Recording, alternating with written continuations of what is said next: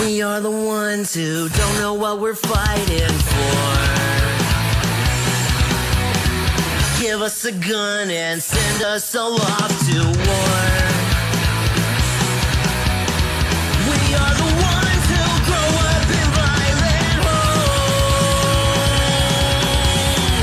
We are the ones who don't know what's right or wrong. I know.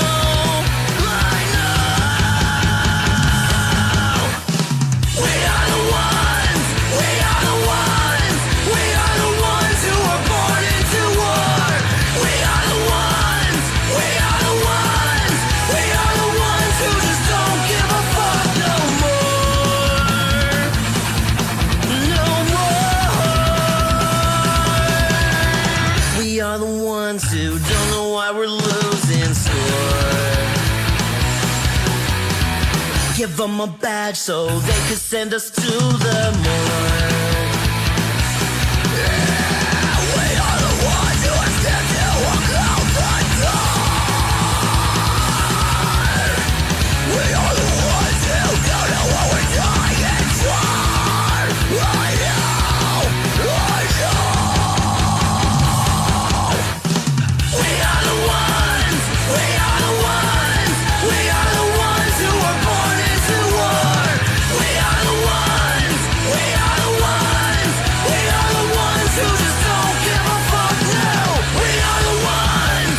We are the ones. We are the ones who were born into war. We are the ones. We are the ones.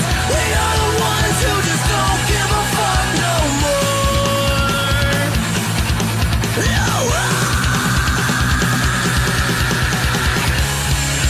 Get off his fucking neck. Oh, that makes you know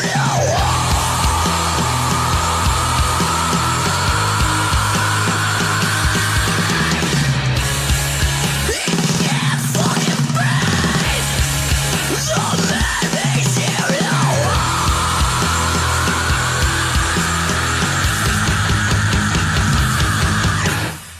we are the ones. We are the ones. We are the ones who were born into war. We are the ones. We are the ones. We are the ones who just don't give a fuck now.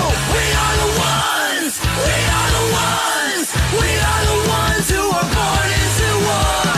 We are the ones. We are the ones. We are the ones who just don't give a fuck no more. No more.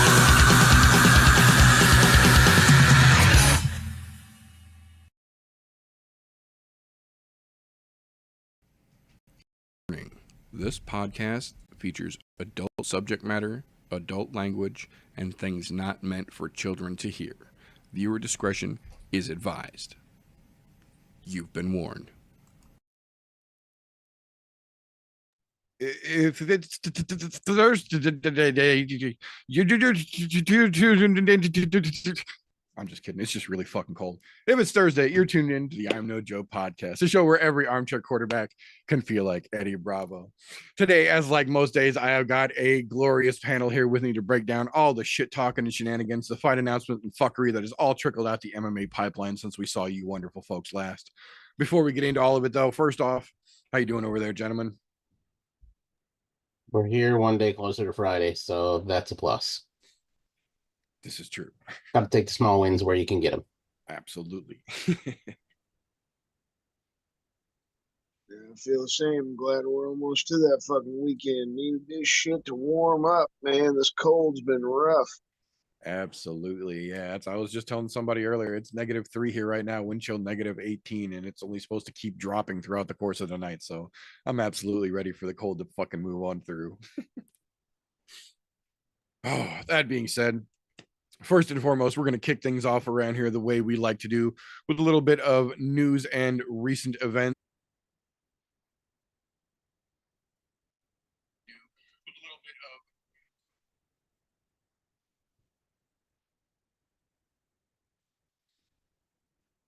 Theoretically, we should be reconnecting in just a second here.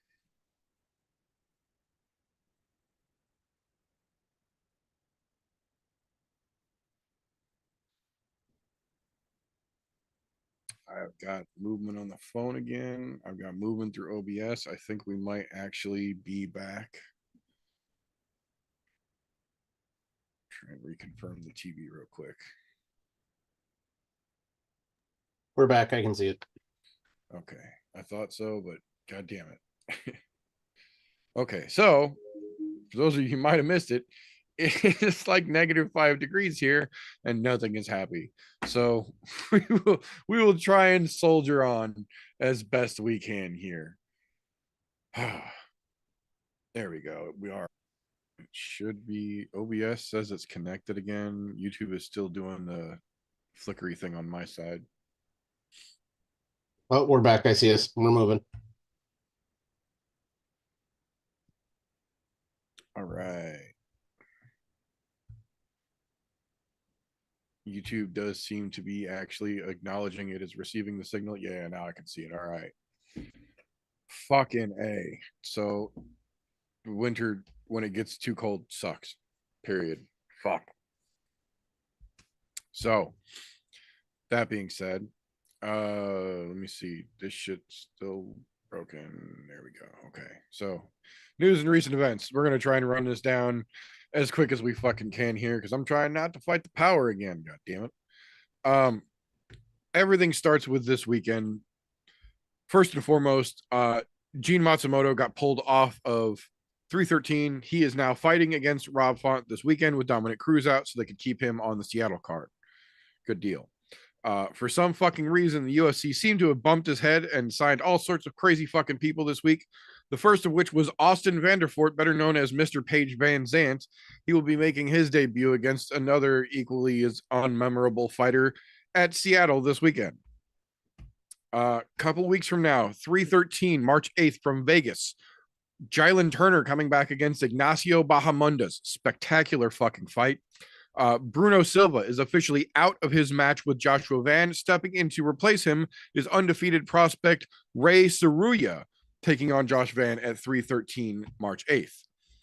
Moving over after that, 2 weeks later, UFC London now has a new main event in the form of Sean Brady versus Leon Edwards. The reason for that is because everything else that is about to trickle down here. It all started when Ilia Topuria officially vacated the featherweight belt and made the permanent move to lightweight, saying that he is having too much trouble making the weight cut to featherweight, and he's done there. That being said, that means the UFC 314, April 12th from Miami, new main event now becomes Volkanovski versus Diego Lopez for the now vacant featherweight belt, with the co-main event, 5-round co-main event, mind you, being Michael Chandler versus Paddy Pimblett. Also on that card, Yair Rodriguez taking on the other new UFC signee, Patricio Pitbull, making his debut in Miami, April 12th. 2 weeks after that, April 26th, the Kansas City card that has not officially been acknowledged as a Kansas City card yet is being acknowledged in the fact that it is a card taking place in Kansas City on April 26th. And the first fight they've officially confirmed for that card is the retirement fight for Anthony Smith taking on Zhang Mingyang, the gigantic Chinese heavyweight, or light heavyweight, excuse me. Anthony Smith seems cool with it. Zhang is absolutely cool with it. Should be an interesting matchup. Following week after that, May 3rd, event location TBD because the UFC hasn't thought that one out yet. Misha Tate officially coming back, taking on Yana Santos. Very, very lackluster to say the least. May 10th, Montreal, UFC 315 is where the biggest shakeup happens because Shavkat Rakhmonov is officially out of his fight with Bilal due to an injury he will not be healed from in time by May. So stepping in to replace Shavkat, taking on Bilal for the welterweight belt, will be Jack Della Maddalena, the original scheduled opponent for Leon Edwards at UFC London. Co-main eventing UFC 315 in Montreal will be Valentina Shevchenko defending her belt against Manon Fiorot in the co-main event.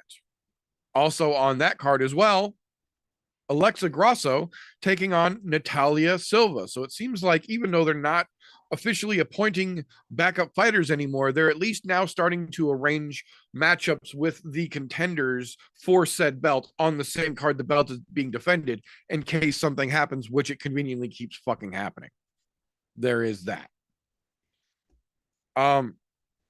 PFL fighter JJ Wilson has officially got the strangest fucking suspension I have ever heard of in combat sports to date.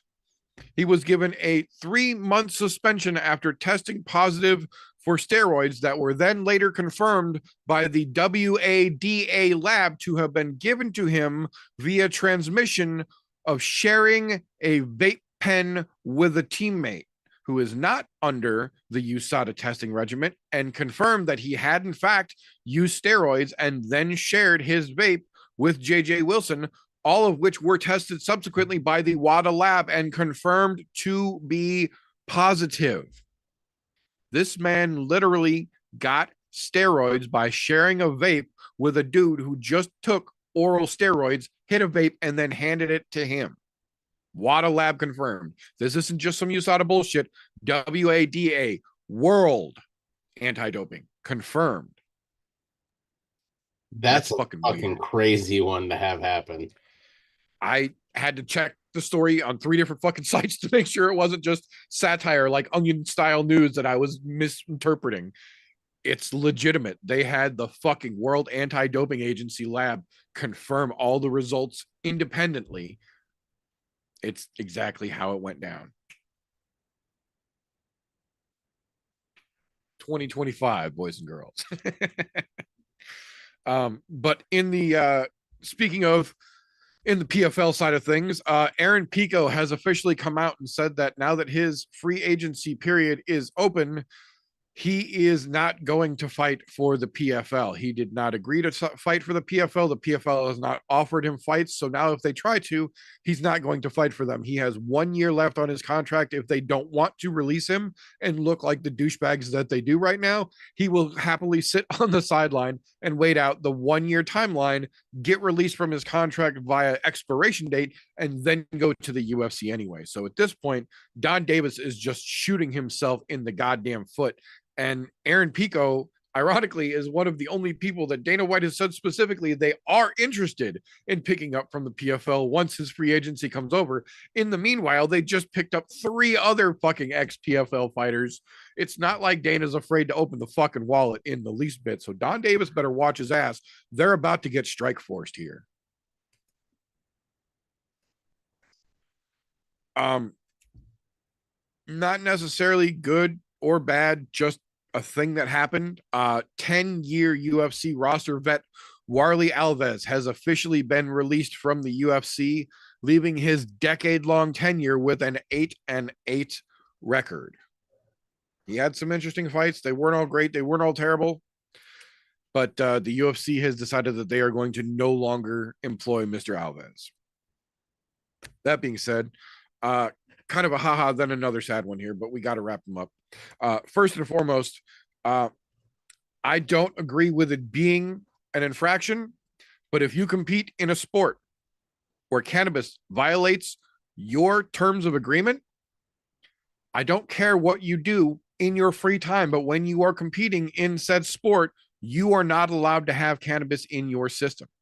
I am a very vocal proponent of cannabis. I literally do cannabis reviews on my main other YouTube channel. But I do that because it's legal and it's not against any terms of service or conditions of any employment that I would have. Clarissa Shields has just been indefinitely suspended in her home state of Michigan for testing positive for cannabis during her recent historic title bouts in Michigan just a few weeks ago.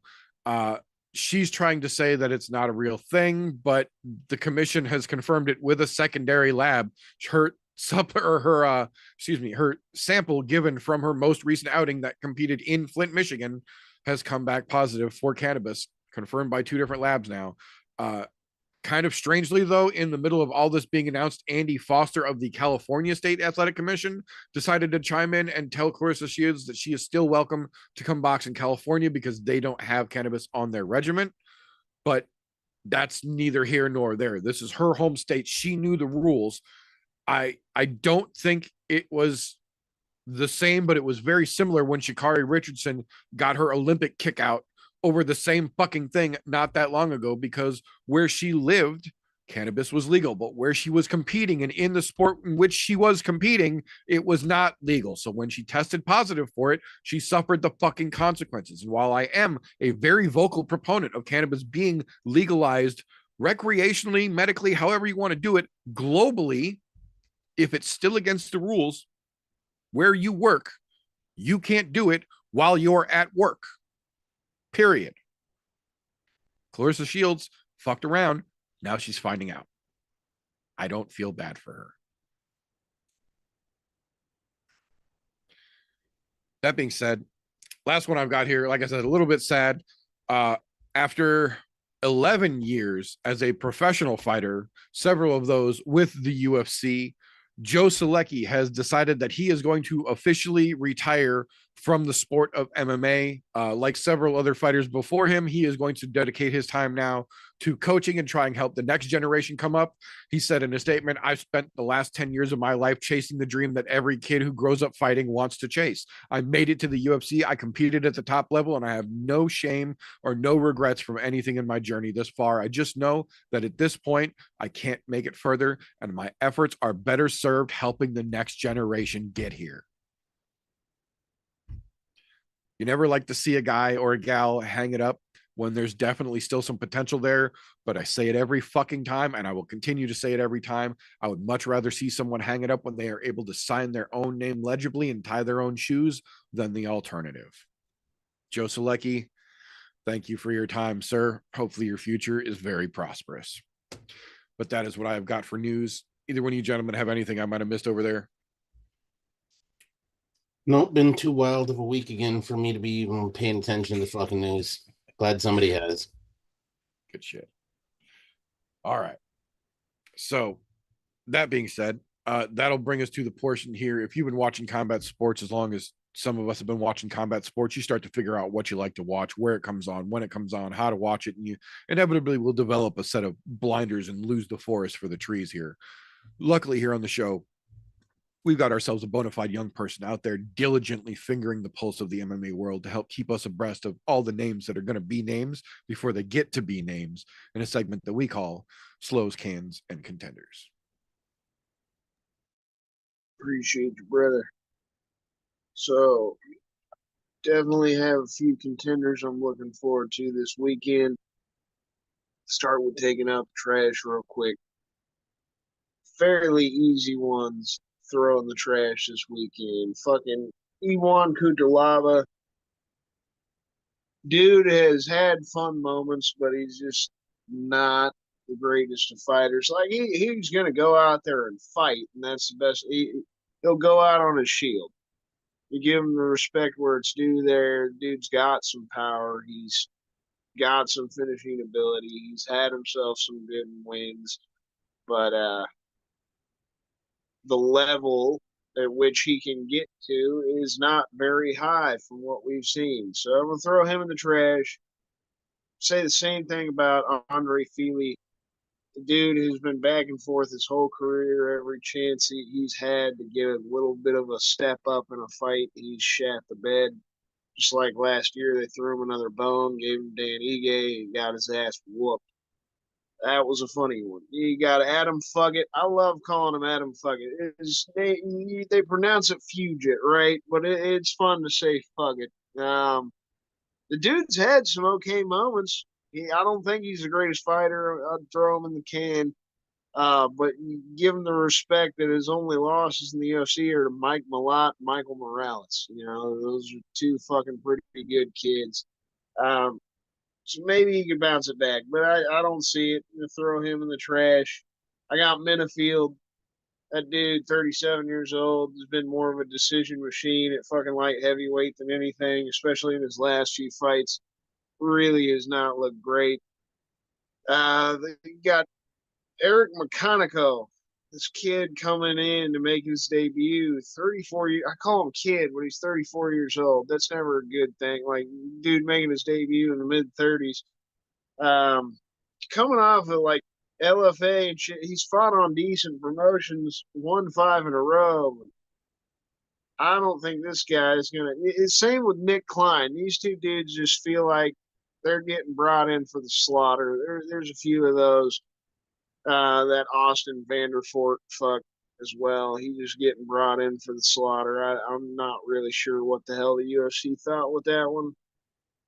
Maybe they're trying to do Paige Van Sant a favor. You know, the Dana still fucking has some sweets for her. He's like, here, I'll fucking hook your boyfriend up with a job.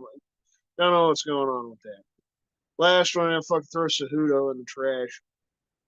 He has not looked good at all since he came back from his fucking retirement. Dude has definitely lost a fucking step. Good on you that you did what you did in your career. You won your championships and all that, but he's one of the most arrogant sons of fucking bitches in the world. Can't fucking stand anything that comes out of his mouth. He's also one of the cringiest motherfuckers in the world. Can't talk a single lick of fucking shit worth a damn. And he can't fight anymore. Let's just be honest. Dude should have retired after losing to fucking Aljamain. He just keeps on fucking stinking it up, fucking cringing it up. And I can't wait for the Dong, as he fucking wanted. He wanted to give him the moniker. I love it. That's a good nickname. The Dong's about to dong you up this weekend, and he's gonna fucking show you what's up. And I'm gonna love every last second of it. Motherfuckers on the fence. I got Melik Wazal Costa. That kid has shown us some potential. He's one of those kind of like Terrence McKinney. His few fights he's had, he's going out there on a shield, but he's had a couple of rough fucking moments. Maybe he could bounce back. Ruzaboyev, same thing. Nurulston Ruzaboyev, man, losing that decision to Buckley. I mean, Buckley, in my eyes, I like the Jack Della Maddalena move that they did. But I'm going to root for my Missouri guys, and I'm honestly a little fucking salty for Buckley because the run that he's motherfucking had, he was honestly more deserving. Shavkat couldn't have got that. Jack hasn't been able to fight in about a year. That was a little rough. I get it. UFC does what they do, but respect to Buckley and Ruzaboyev, he could have fucking already had himself in the rankings. We'll see if he can bounce back. And then Ricky Simone, man, I'll throw him on the fucking contender spot as well. Dude has been fun as hell ever since he got to the UFC. He's one of those dudes, again, goes out on a shield, brings it every motherfucking fight. Don't know if I've ever seen a fucking boring Ricky Simone fight, even though he's lost a few good ones, right? Think he might bounce back here because Basharat, as much as I'm gonna still throw him in the contender spot, the dude has not shown it fully in his last couple fights. Fucking having a no contest nut shot against Victor Henry, losing a decision to Eamon Zahabi last year in his last fight. Not looking great. If Basharat can keep the fucking nut shots away from Ricky Simon, it's gonna be a fun fight. But Ricky's got that chance to bounce back there. So move on to the contenders. I touched on Basharat. Dude's 29 years old. Fucking 14 wins, 11 of them by finish. Quit kicking people in the balls and pull it all together. You might still have some potential, but he's waning. You could definitely put him more on the fence already at this point because he's looked rough in his last couple of goes. 2 fights I'm really looking forward to. Rob Font versus John Matsumoto fight. I would have loved to see Dom fight Rob Font. That would have been a fun little fight, especially a better finish for Dom's career. I never liked Dom. He was one of those pompous assholes in my eyes, but the dude was a good fighter, right? It would have been a lot more fun to see him go the fuck out on his own terms. Life is what it is, though, right? We're going to get a fun ass fight out of it still. The replacement to go find a 25-year-old, 16 and fucking 0 to put in against Rob Font. That's fun as shit. You got the other fight here, fucking Anthony Fluffy Hernandez versus Brennan Allen. These two dudes fought years ago. Fluffy already whooped his ass once. This is finally that moment where Fluffy really cracks himself into the rankings in my eyes. But this could be fun. It's that situation. Vinny was talking to me about it earlier today, and I loved it. I was like, yes, he's finally a true MMA fan, man, watching it solid with me for the past few years because he pulled that out of the hat. He's like, it's two grappling dudes, right? So they're just gonna beat the shit out of each other. He that's his bet on blood this weekend. He actually thinks it might be the fucking fight of the night kind of situation. We see that happen a lot, where two dudes are really good at grappling are just like, you know what, fuck this shit. I ain't gonna try to shoot any takedown. I'm gonna beat this guy's ass. And it's so weird. They fucking out of nowhere just pull that out of their ass because they're like, nah, I don't want to grapple. It's a grappling dude. I don't have the advantage here, so let me just fucking stand and bang. You know, I love that Vincent pulled that out, especially the fact they fought each other the once. Might actually see it. Might just see fucking Fluffy be like, you know what? I subbed this guy the one time. Let me fucking go knock him out this next time. And Brendan Allen might just be pissed and want to take some revenge out on him. It might be a fun one, man. Some young kids to keep the eye out on this weekend. You got Ebo Aslan in the light heavyweight division, 14-1. Majority of his finishes coming by knockout. I think all of them, actually, all 14 by knockout. You got Mansour Abdul Malik, another young kid, 27 years old, all 7 finishes by knockout. Another fucking guy I'm looking forward to seeing the knockout this weekend. You got Billy Goff, high chance as well. 7 of the 9 wins coming by knockout. Might get that Adam Fuggett knockout. So you got Gian Silva. Dude's been on a tear since he came to the UFC. Definitely excited to see what he continues to do. I feel like this is a slight step back, honestly, but then he went back down to featherweight. I remember that he keeps bouncing back and forth between lightweight and featherweight, but that fact that he just knocked out fucking Drew Dober, it's like, why aren't you going back to lightweight? You should be already working your way into the rankings. But if the dude keeps on bouncing back and forth like Hamzat did for a minute, that's fun and all, but you definitely got to pick your path if you really want to work your way towards the title. But the dude's fun as hell. Excited to see what he does again this weekend. I want to talk up the Missouri boy from Springfield, Missouri, Julius motherfucking Juicebox Walker. I am slightly worried. I'll throw this out there. Saw on a story today, this afternoon, that he was 8.8 pounds. Like, he posted it on a story. Hey, I'm 8.8 pounds out. And I saw that. I'm like, this is exactly what I was worried about. You got 24 hours to fucking make weight. You're almost 9 fucking pounds away. It's a little right. I mean, a lot of dudes do kind of do that much still on the last day. They push a lot on that last day, but that's been the biggest thing I've been worried about for the kid.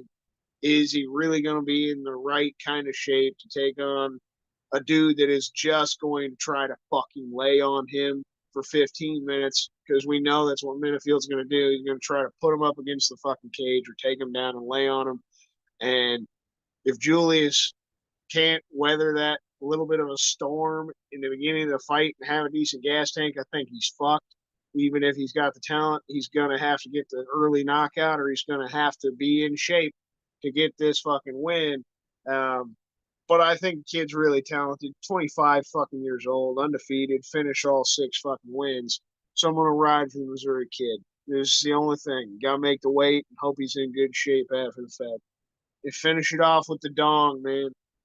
Song fucking beats the former champ. You want to call him Henry Cejudo or whatever the fuck, and be cringy as fuck right back to the motherfucker. He's been shit for a while. He was shit towards the end of his fucking go there before he retired. He also then did the UFC pretty fucking dirty, right? Still being champ and just being like, you know what? You don't want to fucking pay me more. I think I'm hot shit. He fucking left. Comes back a few years later, stinks it up. I don't think this one's going to be any different.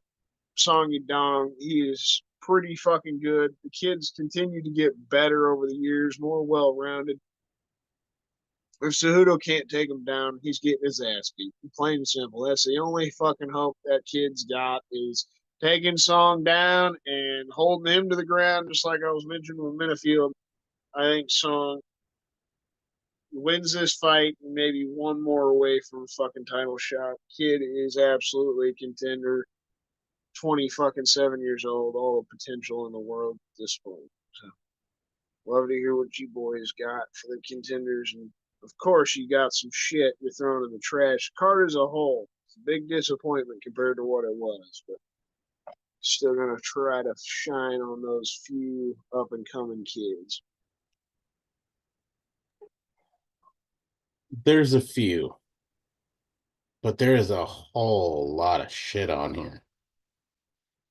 I mean, don't get me wrong, we're getting some new blood and some blood that's new that we really don't want. But it's not anything to write home about.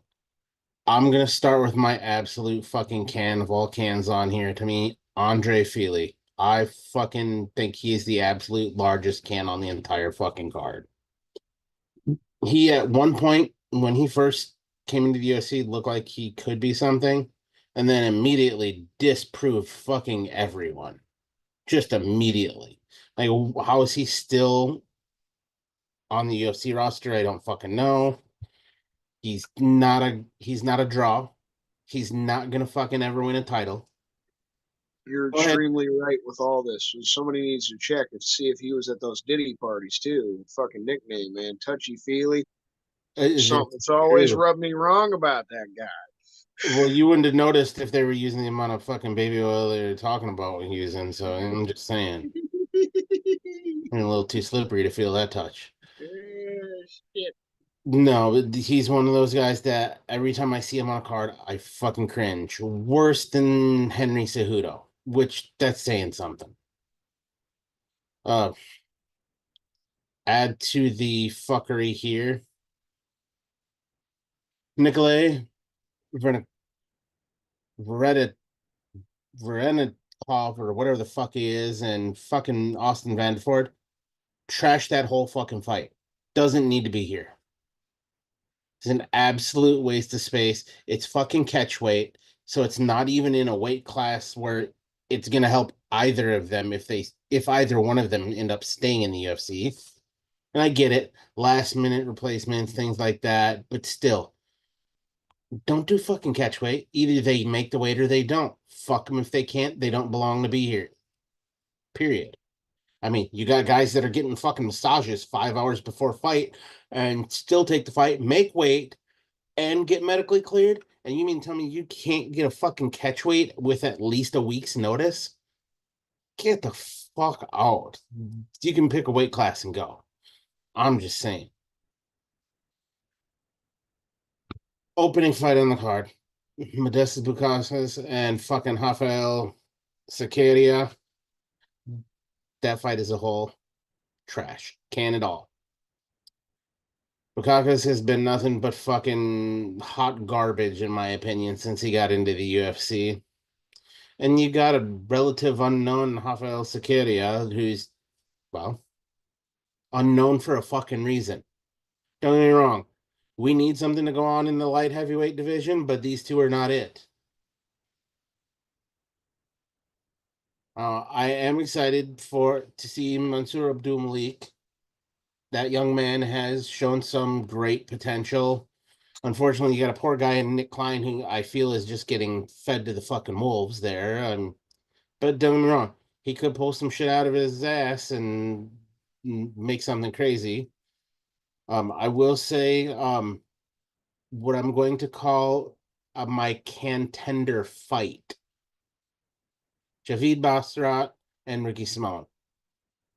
Neither one of these guys have managed to string enough together to make it look like they're going to make a good run, but both of them seem to have the potential to do so. So, in my eyes, it's kind of a contender fight, not because the fight's not going to be exciting. Ricky Simone's involved, it's going to be exciting in one way, shape, or form, but neither one of them have really shown the fucking I'm gonna make a big splash in the division fucking it because they look like they get something rolling and then immediately shit the bed. Oh, as far as contenders, my contender fight of the night is Brendan Allen and Anthony Fluffy Hernandez, the co-main event. Those two, Brendan Allen, he's had one fucking loss, and that was his last one out against Nasruddin Imavov, who just beat the brakes off of fucking Izzy. So it's not like he wasn't fighting a tough dude. His last loss, his last fight out was to a tough motherfucker, obviously. And well, Anthony Fluffy over there, Fluffy's been on a fucking good tear. So I'm really thinking this middleweight bout's going to have a lot of fireworks, and it's going to have some good implications for that division as well. Because, I mean, Brendan Allen's still ranked in the top 10. Hernandez is not. So this could really shuffle things up. And if Brendan Allen comes back and goes, oh, I had a bad night out against Imavov and just walks the fucking dog of Anthony Hernandez, then we know, hey, he's going to get a good push. Anthony Hernandez comes in and beats the brakes off of Brendan Allen. He takes that top 10 spot, and things get a little more interesting at the top again, which I'm not going to lie, middleweight kind of needs that because if you haven't noticed, it's kind of fucking stagnant. There's only a couple guys up towards the top, and well, we're kind of seeing what's happening with that. I mean, you watched a fucking replay of a fight none of us actually wanted to watch, but here we fucking are. And Henry Cejudo, 100% can. I don't care if he's double champ. I don't care if he is an Olympic gold medalist, which, to be honest, is a very impressive feat in itself. But he's always been a fucking tool. And to me, tool bags, no matter how good your fucking resume, you're still a can. On the plus side, at least he's not sewing up fucking pillows and punching pillows and shit at weigh-ins anymore. I mean, well, things can change. Things can change. But, you know, he hasn't had that opportunity because he hasn't been in a highlight spot in a while. So, you know. And Song Yudong's always solid. But he's one of those main characters in the bantamweight division that I will say has great potential, but every time he gets on a good roll, he shits the bed. He'll rip off 2-3 wins in a row, then fucking lose one. 2-3-4 wins in a row, lose one. It's unfortunately the nature of the beast of Song Yudong, but the guys that he are losing to are generally fucking top names in the division, so there is something to be said about that. As far as the card as a whole, it is a can card, but there are some flashes of brightness in that frying pan and some very burnt shit from the last order that was in there.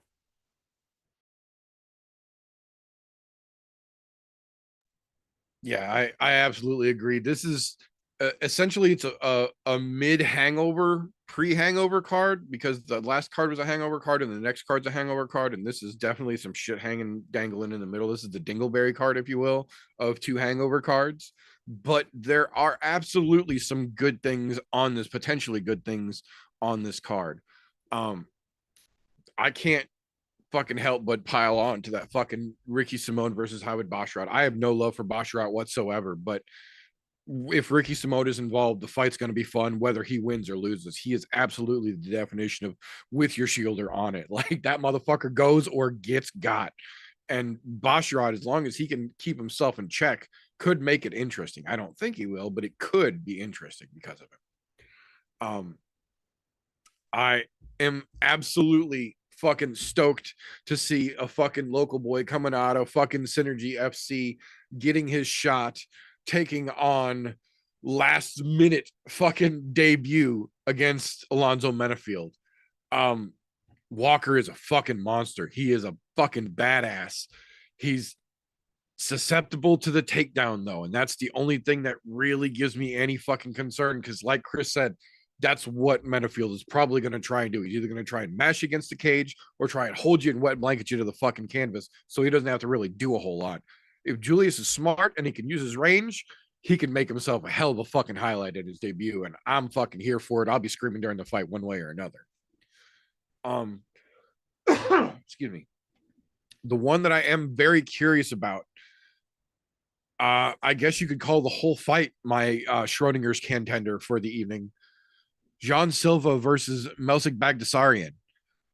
John Silva is absolutely one of those fucking fighting nerds coming out, just kicking ass and taking names.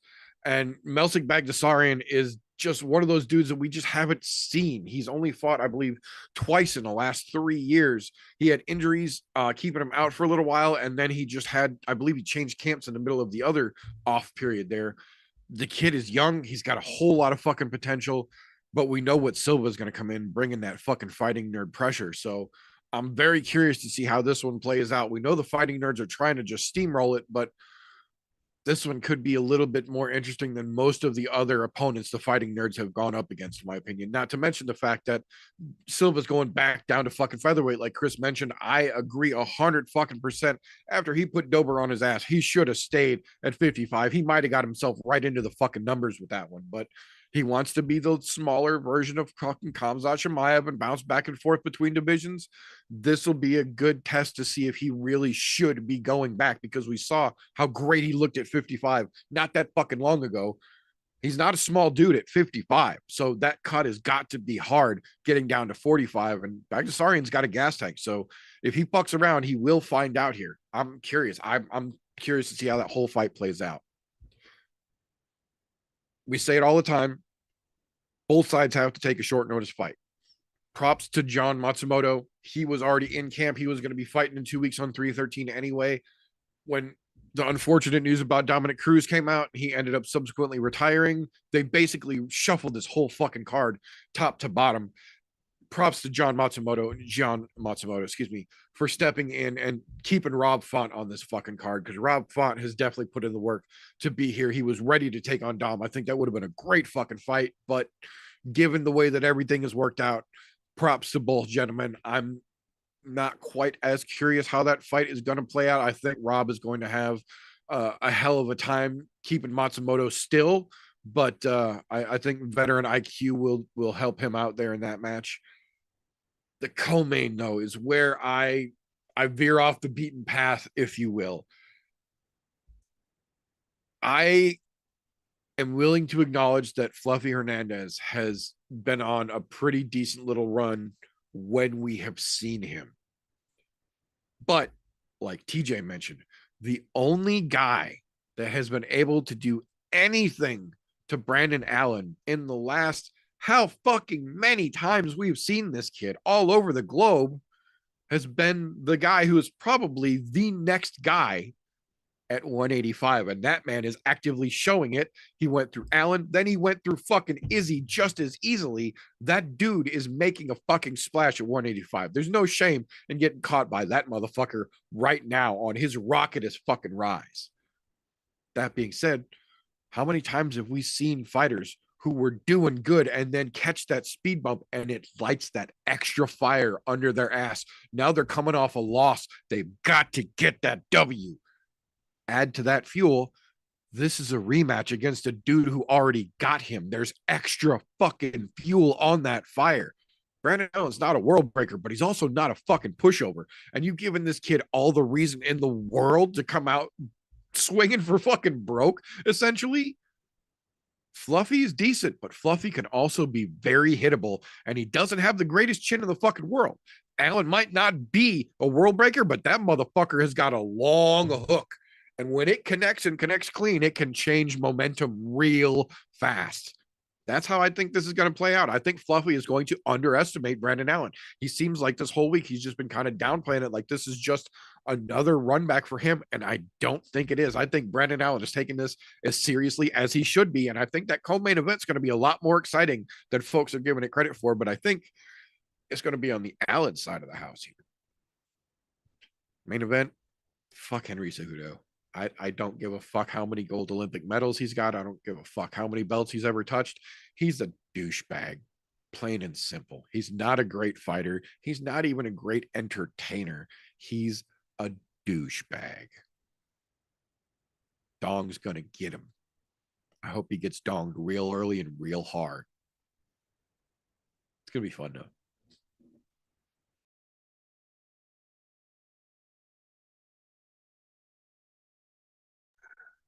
Appreciate you, boys. I second that. I hope Cejudo gets donged real hard, just like Peter said. Thank you very much, sir. Always much appreciated. So before I completely forget and we make it all the way to the end of the show, I am going to take just a moment here and give you fine folks the combat sports menu for the weekend, because while we do predominantly run the show schedule around the UFC schedule, so does the rest of the combat sports world. So just to keep you up to date about all the matches going on this weekend that aren't just the UFC, I'm going to give you a quick little rundown here. Ironically, for the first time in months, the first card out is not a one championship card. That's because they actually fought like 3 hours ago. They're already done for the weekend. The first card kicking off tomorrow will be at 1 p.m. Eastern, noon Central Standard Time, and that is KSW 103 from over in the Czech Republic. This is one of those European feeder organizations for the UFC and other big guys. Generally, when you get to the top level, you get a belt, which is on the line on this card. You generally get that phone call from the UFC. So if you need some brunch punches tomorrow afternoon, KSW's got you covered. Tomorrow evening, 9 p.m. Eastern, 8 p.m. Central Standard Time, LFA 202 over from Niagara Falls up in the Seneca Casino. This one will be on YouTube and Fight Pass, depending on prelims, and they generally split it up. Good times, though. This one, the casuals will probably know 3 or 4 names on here. The hardcores are going to know about half this card, but this is another one of those feeder organizations. You make it to the top here, you generally get the call.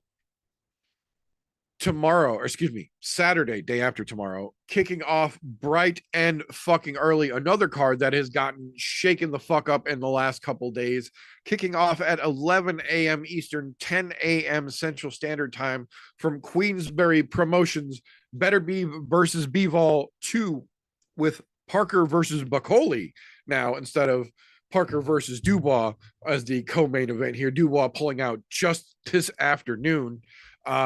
Again, I'm not a boxing expert and I don't pretend to be, but the folks that I know that know boxing are telling me that Better Be even Bivol 2 could be better than the first one was. So if you need some boxing tomorrow afternoon or earlier, depending on where you are, it starts out. Saturday, noon Eastern, 11 a.m. Central Standard Time, Octagon 67 from over in Czech Republic, another European feeder organization. You make it to the top here, you get the call from the UFC, generally speaking, brunch time punchy kicky. That, though, will bring us to the name on the marquee for this particular episode here, UFC Seattle, kicking off at 6 p.m. Eastern, 5 p.m. Central Standard Time, Saturday afternoon, with Henry Cejudo and Song Yadong kicking off that main event. That being said, that will bring us to the point in the show for the only segment that does require its own individual disclaimer.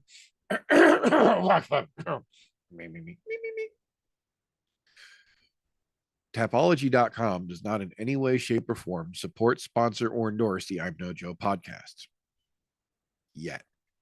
That being said, Tapology does let you go onto their site, create a free account, and make fantasy-style MMA picks like we do here on the show. They even let you make groups. So we made one. It's called ImNoBookie, all one word, or group 965, however you need to find it. The group is open to the public. You are welcome and encouraged. Make yourself an account, join the group, and then let us know who the hell you are so we can hold your picks accountable with our picks in a little segment that we call Tapology with TJ. All right. I'm going to start this off with the strong hand. You motherfuckers know you like free shit. That's why you're listening or watching us live, because it's fucking free. As he said a moment ago, Tapology is free to join. Come over, join us, join our group. I'm ImNoBookie, 965, however you want to search for it. Get in, let us know who you are. We'll pat you on the back when you do well. Tell you tripped over your dick, your beef curtains, whatever it is that you have, whatever device it is down below that you're fucking up. And if you don't want us to know who you are, don't make your username the same as one we recognize. That easy. So, to jump into it, now that we've gotten the free shit out of the way, we're going to go back to last week's hangover card. Cannonier and RoboCop Rodriguez, which was a card, we'll say that. As a whole, the group did fantastic. Everyone was way above the 500% mark, or at or above. However, only one person could claim the top spot this week. And this last week, Donna came back in fucking swinging. 9 of fucking 12 correct, 605 points. She came in hard. Christian fell in behind her. 8 of 12 correct with 555. Now at the bottom, Vinny still at the 500 mark managed to trip over his dick and go 6 of 12 for 370. But that's not the worst of it. The worst of it is we've had somebody in here picking every week that decided to not put their picks in. Lucas, where the fuck were you, man? Where are your goddamn picks? I didn't see him in there. Also, the other one I need to call out that wasn't in there as well. Don, where are you at? I don't see your picks from last week either. Just saying.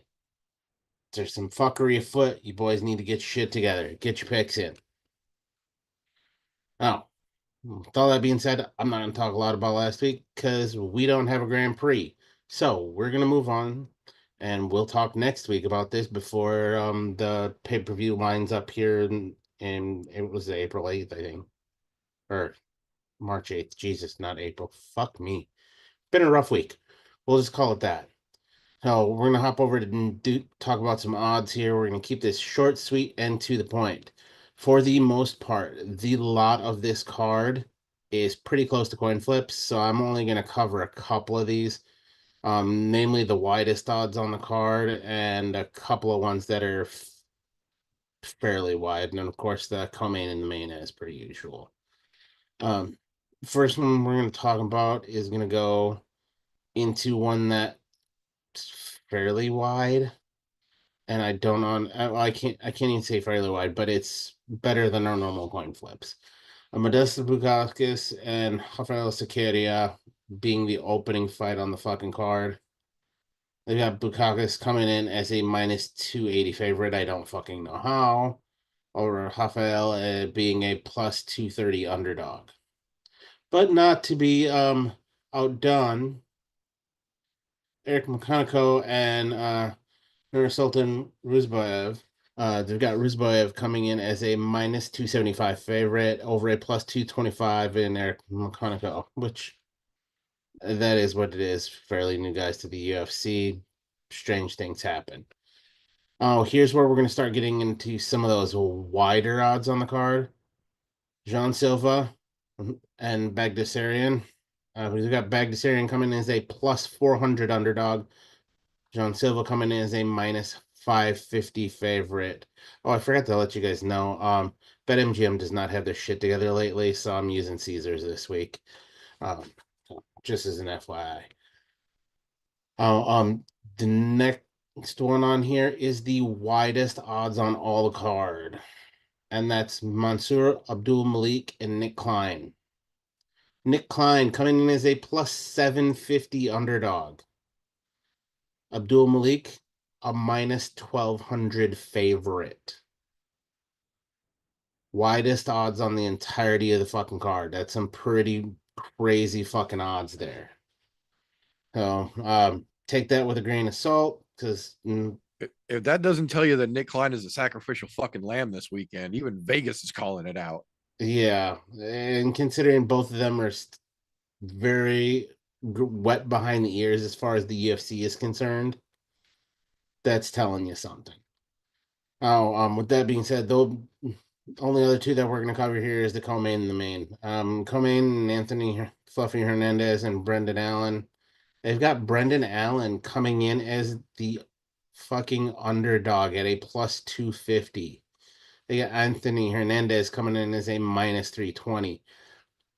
I think they might be smoking some rocks on this one, but that's just me. I really don't think people realize that the only fucking bad loss that Brendan Allen has had is to the guy that just beat the ever-living fuck out of fucking Israel Adesanya. Oh, take that as you will. If I'm a betting man, though, I'm betting the house on Brendan Allen on that one.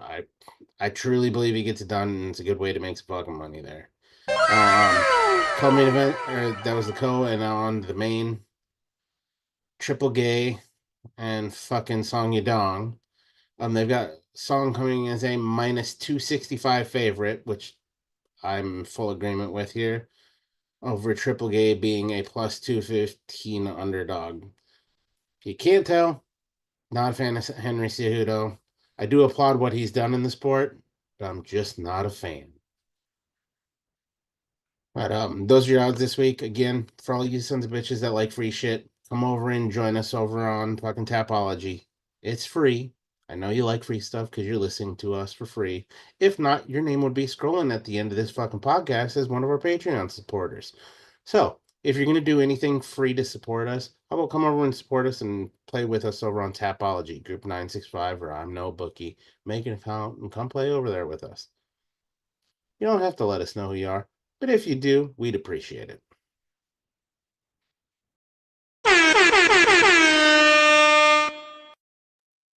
Absolutely. Thank you very much, sir. Always appreciated. Excuse me. With that being said, that is all we've got for this particular episode. But as is always the case, just because we are wrapping things up around here does not mean the end of the fun. Because tomorrow morning and pretty much every Friday morning, he's over here. This gentleman and his other half drop their podcast, the Slow Bake and Contemplate podcast, over through Spreaker.com. Links to their podcast, their socials, and their very own channel over on the I'm No Joe Discord server, all down below. Go tell them how awesome they are. Appreciate you, brother. The fun never fucking stops. If you missed it last night, then it sucks to be you. Every Wednesday night, the brother TJ has his own show. Tune in on Golf T Vape's YouTube channel for the Foggy Fairway about 9:30 every fucking Wednesday night.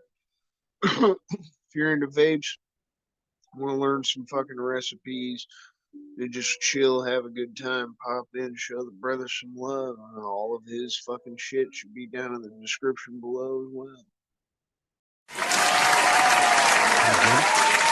Now, thing is, there is quite a few days where we don't have anything going on between us. You might need something to fill your time. Know that the meter does do many things. So all you have to do is go to Linktree / the meter does many things, or Linktree / I'm No Joe, and that will take you to each and every one of the many things that the meter does do. Got that down to a science. God. Go check it out. I hear there's lots of new content there over there. Little birdie said something about it. It's worth its weight in gold. And from what I hear, some of it is kind of gold. So, you know, totally worth the check out.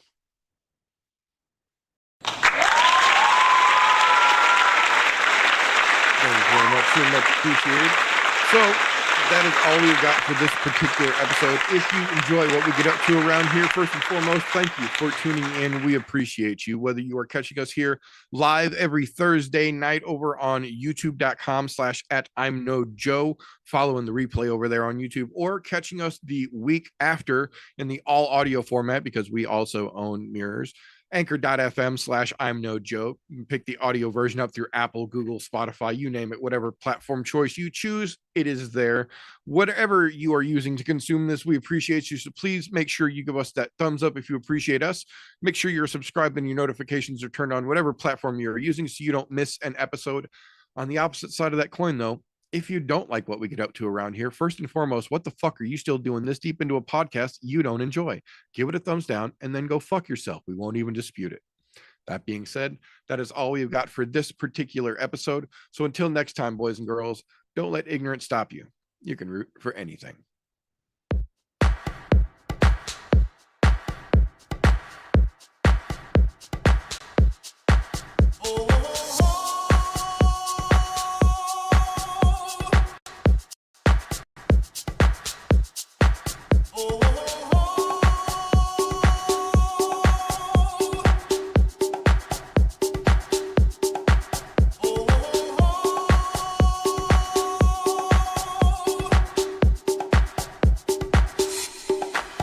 Everybody was kung fu fighting. Those kids were fast as lightning. In fact, it was a little bit frightening.